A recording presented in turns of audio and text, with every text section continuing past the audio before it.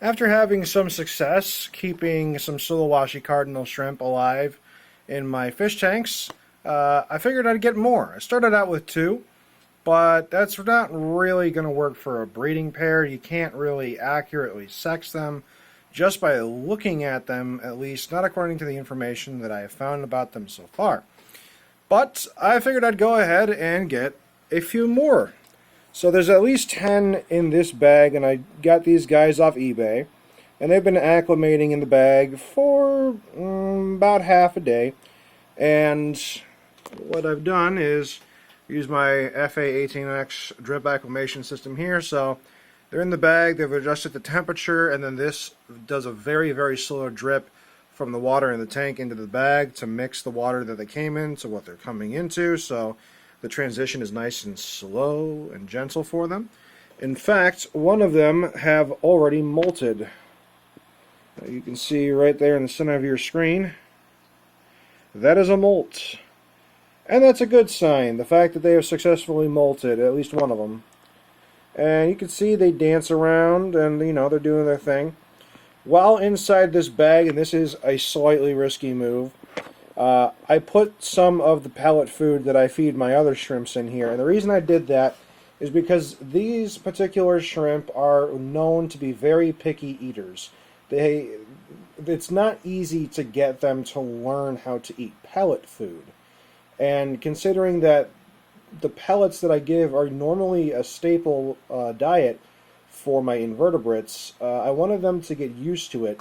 So since they were in transit for about 4 days, they're pretty hungry. And I wanted them to have an opportunity, without any of the snails getting in the way, to figure out that what they have in there is indeed food. And they have indeed ate a bunch of the pellet food. It's all kind of like powdered up in there, but the reason it's risky is because if you leave food unattended for too long, it breaks down and becomes ammonia. And that's a problem when you've got them just in a small bag, because, well, the ammonia concentration is much higher than it would be if it was just in the whole entire tank. I try to acclimate over the course of at least 24 hours, but I've gone upwards of 36 hours when introducing new shrimps, just because shrimp really do not like change. They like stable parameters, and when something suddenly changes on them, that's when they have problems. So by going very slowly, I've found that I've gotten a much better success rate with any sort of shrimp or invertebrate that I keep, actually. Now, while they're in here, they have their own dedicated air stone to provide oxygen to the water that is in the bag, considering the bag is indeed separate from the rest of the tank here, despite the fact that it is inside the tank. I want to make sure that they have oxygen. Now, the seller used a genuine cordon breather bag, which is something you don't see very often. I applaud that. That's a welcome change in my eyes. You don't normally see the genuine cordon breather bags, but it was very well done. The box that it came in was very well insulated.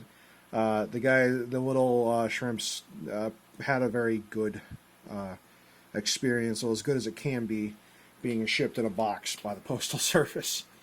But for right now, they are in the acclimation stage. And I know I can't get a very good video of them right now, just simply due to the fact that they are in the bag, but you know, steady as she goes, keeping it slow, and then once I release these guys into the tank, I will make another video about it.